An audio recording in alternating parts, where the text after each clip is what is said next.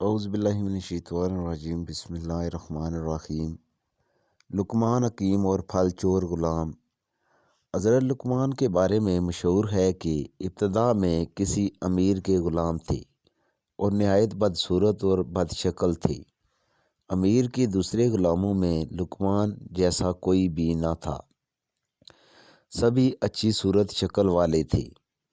وہ ہمیشہ لقمان کا مذاق اڑایا کرتے، اپنے حصے کا کام بھی ان پر لاد دیتے اور امیر سے بے جا شکایتیں کرتے، لیکن حضرت لقمان کبھی شکایت کا ایک لفظ بھی زباں پر نہ لاتے۔ اگرچہ سر سے پاؤں تک جسم کا رنگ سیاہ تھا، مگر انتہائی دانا اور عقل مند تھے۔ دانائی کی ایسی باتیں کیا کرتے کہ جو سنتا حیرت سے دانتوں تلے انگلی دبا لیتا۔ اس امیر کے پھلوں کے کئی باغ تھے۔ درختوں پر پھل پک جاتے تو لقمان بھی دوسرے غلاموں کے ساتھ پھل توڑنے جایا کرتے۔ بعض اوقات غلام جتنے بھی پھل جمع کرتے، ان میں اکثر خود ہڑپ کر جاتے۔ ایک مرتبہ امیر نے پھلوں کا شمار کیا تو قیاس سے بہت کم نکلے۔ غلاموں سے پوچھا کہ پھل اتنے کم کیوں ہیں؟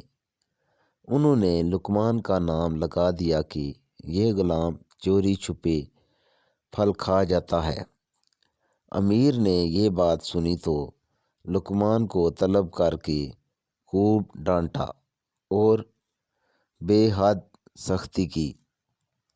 آخر لقمان نے کہا، اے آقا، یہ جھوٹ بولتے ہیں، میں نے آج تک امانت میں خیانت نہیں کی۔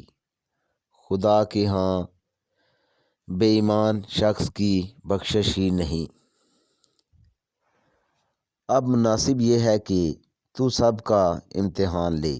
اس کا طریقہ یہ ہے کہ سب غلاموں کو گرم پانی پلاؤ اور خود گھوڑے پر سوار ہو کر جنگل کی طرف چل۔ غلاموں کو حکم دے کہ گھوڑے کے ساتھ ساتھ دوڑیں۔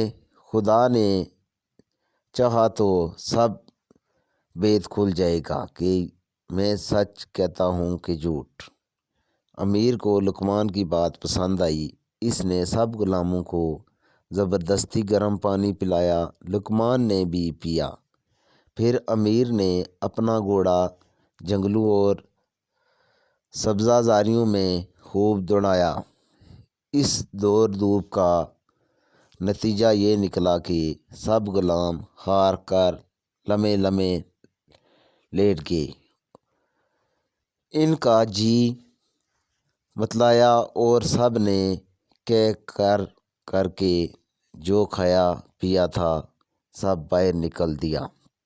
لقمان نے جو فی کی وہ بالکل صاف تھی اور ان کے معدوں سے پھلوں کے ٹکڑے برآمد ہوئے۔